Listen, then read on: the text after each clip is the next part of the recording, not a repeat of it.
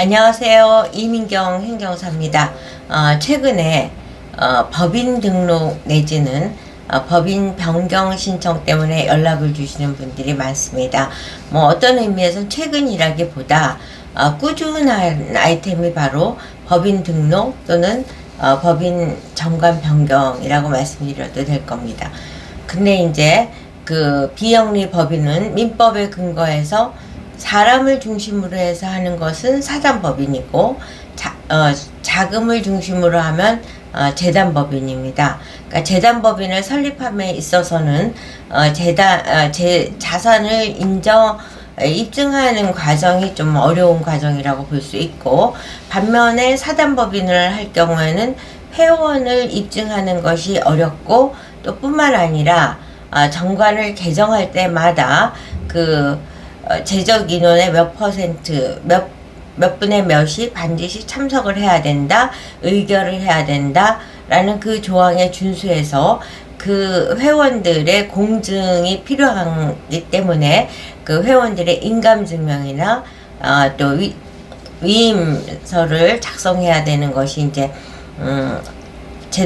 사단법인을 운영하면서 꾸준히 발생되는 어려움이라고 볼 수 있습니다. 그래서 제가 오늘 말씀드리는 거는 설립할 당시만 고려할 것이 아니라 정관 변경 등 그 사단법인을 운영하는 과정에서 발생될 수 있는 난제를 미리 예측을 해서 그걸 사전에 준비해서 그 조항에서 문제가 없도록 현실성 있는 조항을 만드는 것이 중요하다는 말씀과 그 다음에 이제 그 회원 수를 조정해야 된다는 말씀을 중심으로 드리겠습니다.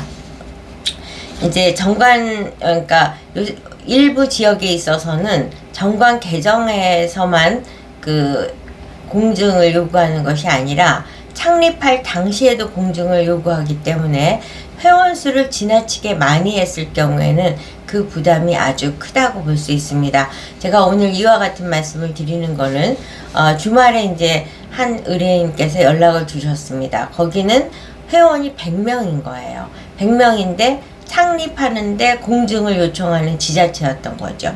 그러면 100명에 여기서 과반수의 의결이 필요하다 이렇게 했을 경우 50명 이상이 반드시 인감증명과 인감도장, 그 다음에 또 위임장을 이제 작성을 해서 제출해야 되는데, 한두 명의 인감을 받는 것도 쉬운 일이 아닌데 50명의 인감을 받아서 제출한다는 건 현실적으로 매우 어려운 겁니다. 그래서 왜 이렇게 회원을 많이 하셨습니까? 내가 질책 아닌 질책을 했는데, 그래서 이제 제가 맨 처음에 설립할 때 회원 수라든가 또 조항에서 그 어려움을 만들 수 있는 조항을 최소화하는 것이 굉장히 필요하겠다, 이런 생각이 들었습니다.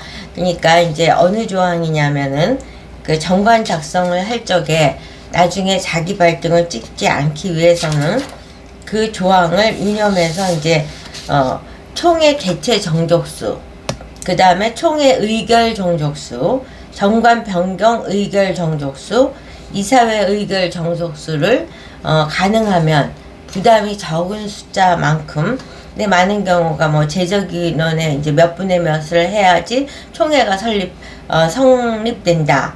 또 총회 의결 정족수는 일반 안건을 통과시키기 위해서 필요한 찬성 비율인데 3분의 2 이상, 뭐 과반수 이상 이런 식으로 했을 적에 그 인원의 부담이 굉장히 큽니다. 그래서 타당한 수준의 최소화된 비율로 하는 것이 이제 가장 좋죠.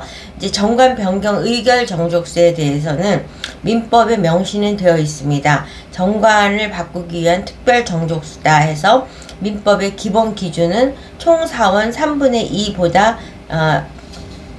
3분의 2 이상으로 하는데, 실무 과정에서 그 개별 법인이 그거보다 낮게 했을 적에 그걸 부정하지는 않습니다. 그렇기 때문에 너무 민법에서 이제 가정에서 예시한 거를 그대로 적용을 해서 나중에 정관 변경의 어려움에 봉착하지 않도록 하는 것이 굉장히 중요하다는 말씀을 드리고, 뿐만 아니라 회원, 재적 인원이죠.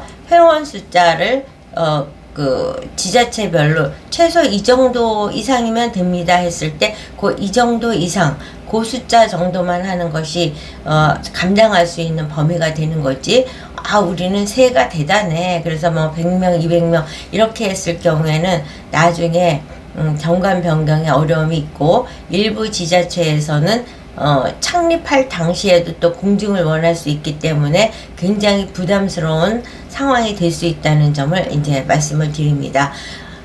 그리고 이제 창립할 때 정관을 만들 때는 대부분의 비영리 법인이 최종 목적지가 공익법인, 즉 기부금 내지는 후원금을 걷기 위한 목적지를 도달하려고 비영리 법인을 설립하는 경우가 많은 만큼 공익법인이 되기 위한 전제 조건도 고려해서 비영리 법인을 설립할 때 반영을 하는 것이 2번, 3번 일을 안 해도 될 수 있다는 점을 유념하시고, 그와 같이 이제 정관 개정에서 발생될 수 있는 어려움, 또 공익법인을 지정받기 위해서 신청할 때 발생될 수 있는 어려움, 이런 것들을 미연에 고려해서 완성도 높은 비영리 법인, 추후에 문제가 안 될 수 있는 비영리 법인을 설립하기 위해서는 이 분야의 전문가이고 많은 경험을 가진 이민경 행정사에게 연락 주시면 최선을 다해서 도와드리도록 하겠습니다. 여러분, 좋아요, 구독, 알림 잘 부탁드립니다.